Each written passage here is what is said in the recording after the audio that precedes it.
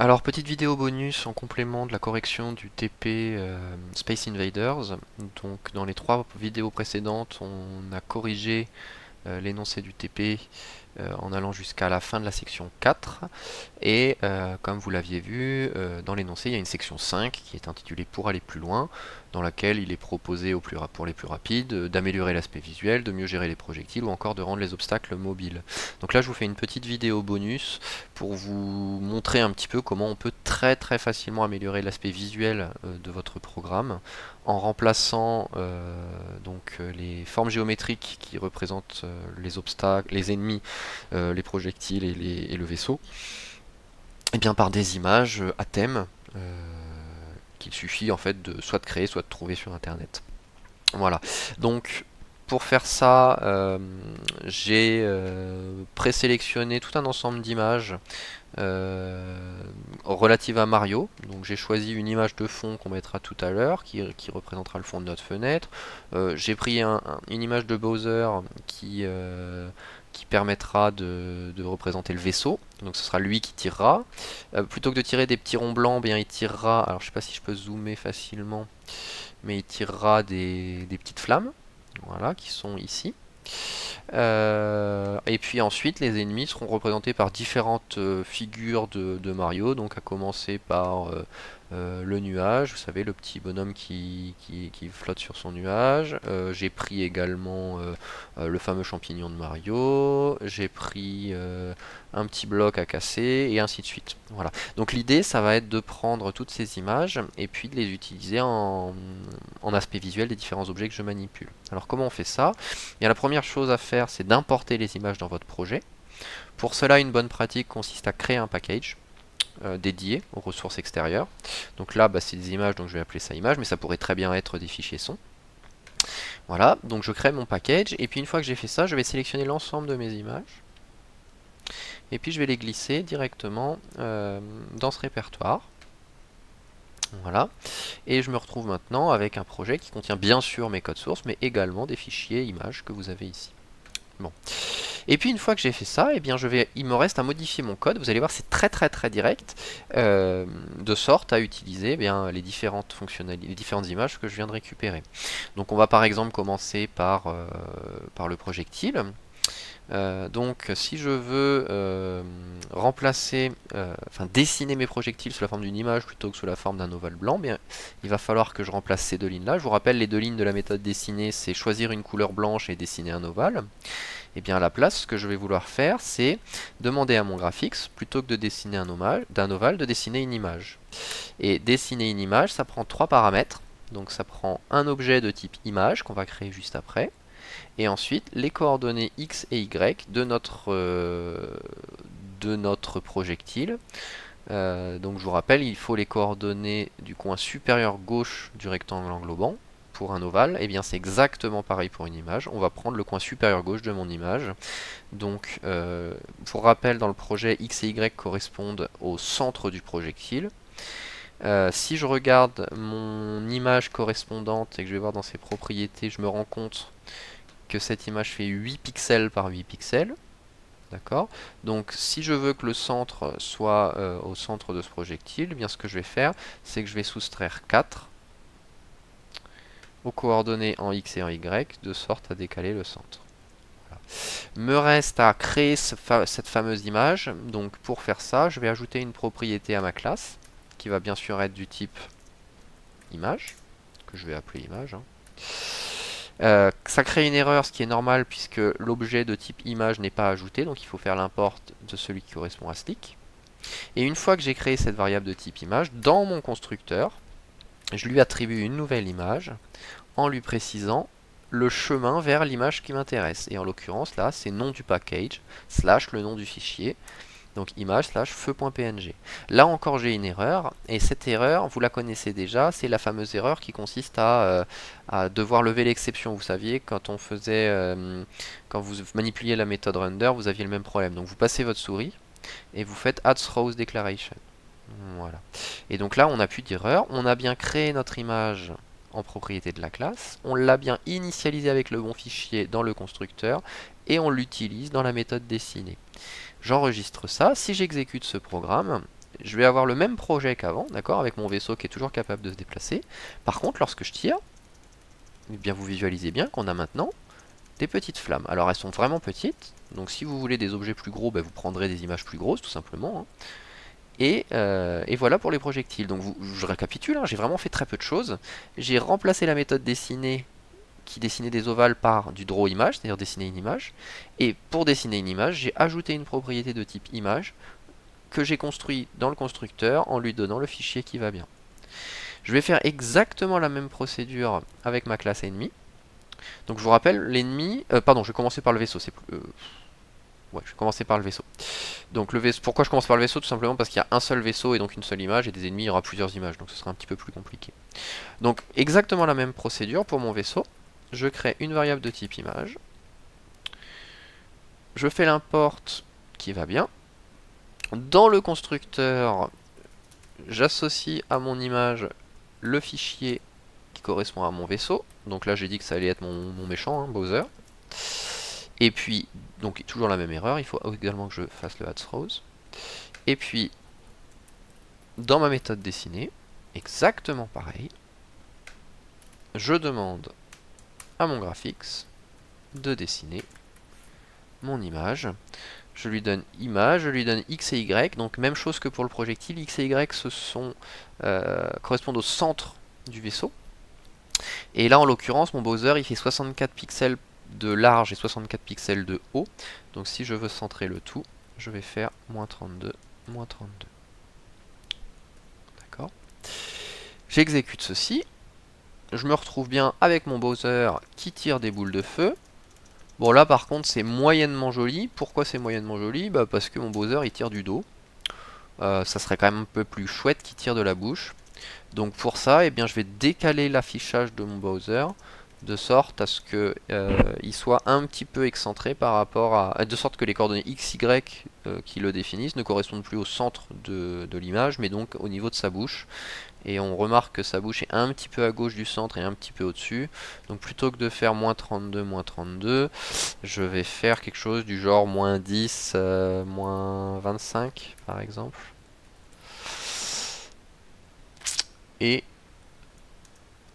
voilà, donc là il tire bien de la bouche. Bon, c'est pas un résultat parfait, mais à minima, je me retrouve avec un Space Invaders qui progressivement bien, prend un petit peu d'allure. Et bien sûr, on n'a perdu aucune des fonctionnalités, hein. Là, je ne peux pas tirer plus que 5 projectiles. Quand les projectiles touchent les obstacles, ils sont détruits, et ainsi de suite. Je ne perds rien, je suis en train simplement de modifier l'aspect graphique. Ok. Et puis donc, dernière chose, il nous reste à faire la classe ennemie. Donc, je vous rappelle, hein, dans l'énoncé initial, les ennemis, ils étaient représentés bien sûr par leurs coordonnées, mais également par une couleur qui déterminait leur aspect visuel. Là, ce que je vais faire, c'est que je vais remplacer cette couleur par une image. C'est-à-dire que grosso modo, l'aspect visuel ne sera plus défini par sa couleur, mais par l'image qu'on va lui associer. Voilà, ce qui veut dire que je dois modifier ici mon constructeur, de sorte qu'il ne prenne plus une couleur, mais bien sûr qu'il prenne une image. Donc je fais les modifications qui s'imposent, hein. Je remplace simplement tout ce qui était couleur par des images. Et puis idem, au niveau de mon destiné, je ne veux plus faire du fil rect, je veux toujours faire du draw image. Alors là, j'ai pris un constructeur qui n'est pas le bon, mais c'est pas très grave. Tac. Donc je lui donne l'image, je lui donne le X. Et vous voyez, je fais exactement la même chose qu'au-dessus. Vu que mes X et Y sont des doubles, il faut que je les convertisse en float. Donc je le fais. Et j'ai fini.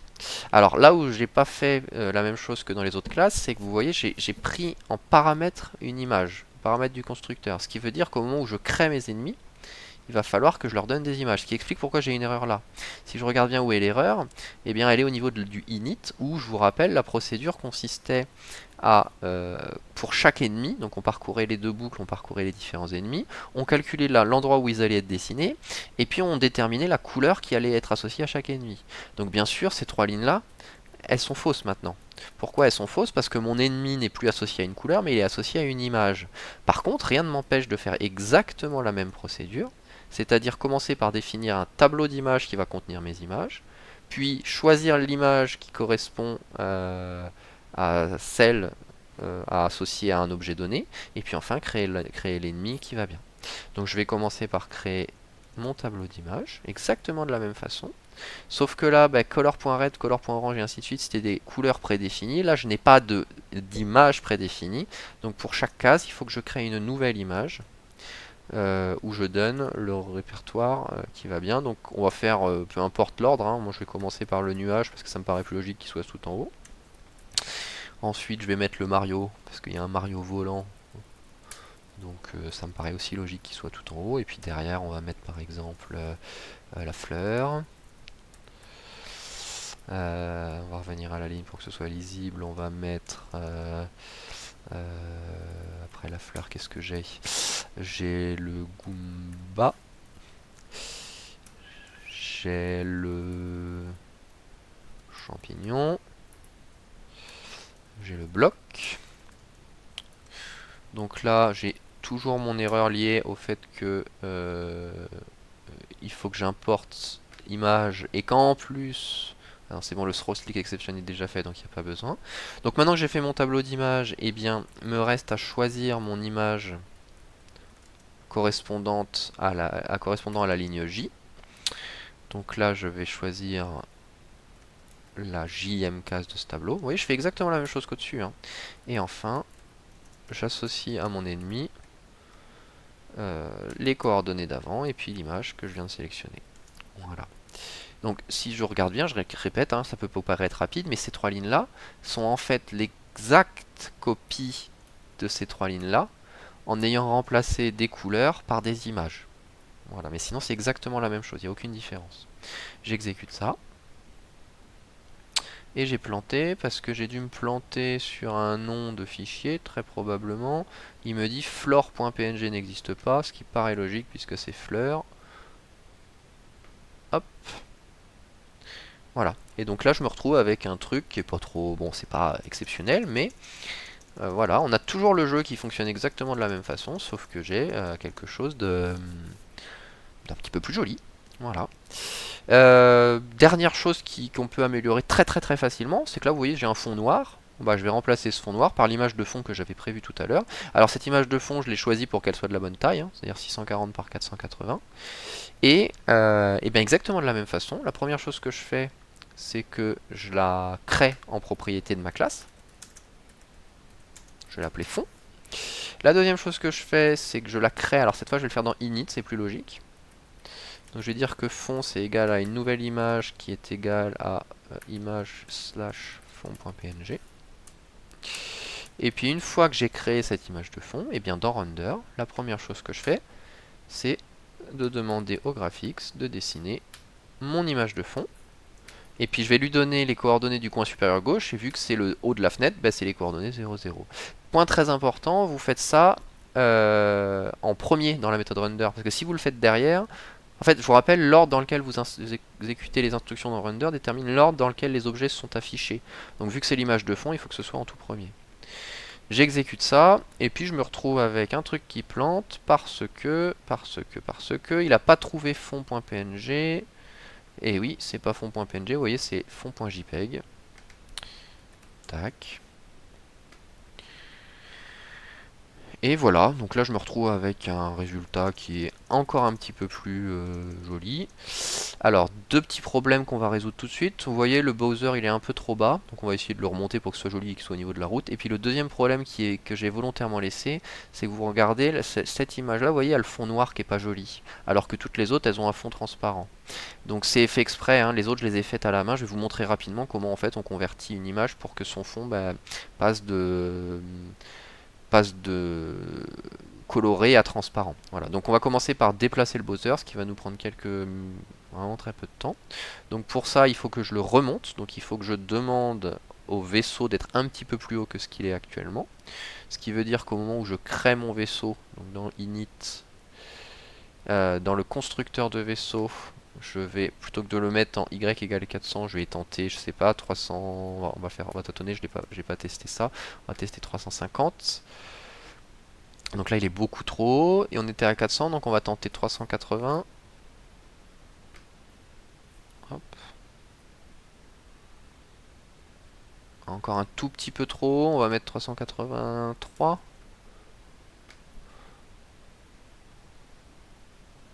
Voilà, on va dire que là c'est bon. D'accord. Bon, c'est encore une fois, c'est du pinaillage, mais ça rend les choses plus jolies. Je ferme ça. Là, on va fermer tout, hein, j'en ai plein d'ouverts. Ok, donc ça c'était la première étape, et donc la deuxième étape, je vous ai dit, c'est d'aller regarder notre image de, donc je crois que c'était le Goomba, et puis de faire en sorte que le fond soit transparent. Donc comment je fais ça? Je fais un clic droit sur mon image, et je vais l'ouvrir avec Paint 3D. Donc Paint ne permet pas de le faire, par contre Paint 3D le permet. Ensuite, une fois que j'ai fait ça, je vais utiliser deux choses. Donc la première chose, c'est que je vais dans la zone de dessin et que je vais cocher zone de dessin transparente. Voilà. Et ensuite, une fois que j'ai fait ça, je vais sélectionner la portion de l'image que je veux garder. Donc je vais faire sélection magique, vous allez voir c'est très puissant comme outil. Et sélection magique, il vous fait une présélection de tout ce qu'il estime être intéressant dans la fenêtre. Et donc là, il m'a présélectionné mon truc en ayant oublié cette truc là. Donc ce que je voudrais, c'est qu'il ignore aussi cette partie là. Vous voyez. Par contre là, il en a retiré un petit morceau de trop, donc je voudrais aussi qu'il récupère cette partie là. Et puis tant qu'à faire, on va pinailler, je voudrais qu'il dégage cette partie-là, mais je voudrais qu'il garde cette partie-là. Vous voyez, on pinaille un petit peu jusqu'à obtenir ce qui nous intéresse. Voilà. On va être minutieux. Hein. Voilà. On va dire que là, c'est pas mal. Puis une fois que j'ai fait ça, je fais OK. Et il crée ce qu'on appelle un masque. C'est-à-dire que maintenant, j'ai récupéré mon truc. Alors vous voyez, il y a des petits... Il y a des tout petit reste, mais bon, puis même là il y a un petit peu de noir, mais enfin si j'avais voulu être très minutieux, j'y serais arrivé. Là je vais faire ça rapidement. Donc j'extrais la partie que je veux garder, je sélectionne tout ce qui reste, et puis je le supprime. Et vu que j'ai fait en sorte que la zone de dessin soit transparente, tout ce que je viens de supprimer devient transparent.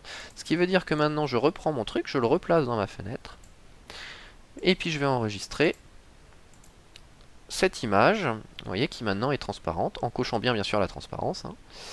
Et j'enregistre ça en écrasant mon fichier de tout à l'heure. Donc c'est le Goomba. Hop. Et une fois que j'ai fait ça, donc là je vous rappelle, ça c'est mon répertoire initial, c'est pas mon projet. Je vais reglisser mon image là-dedans. J'écrase. Et puis je réexécute ça. Et normalement, voilà, vous voyez maintenant mon Goomba il est transparent. Voilà, tout simplement.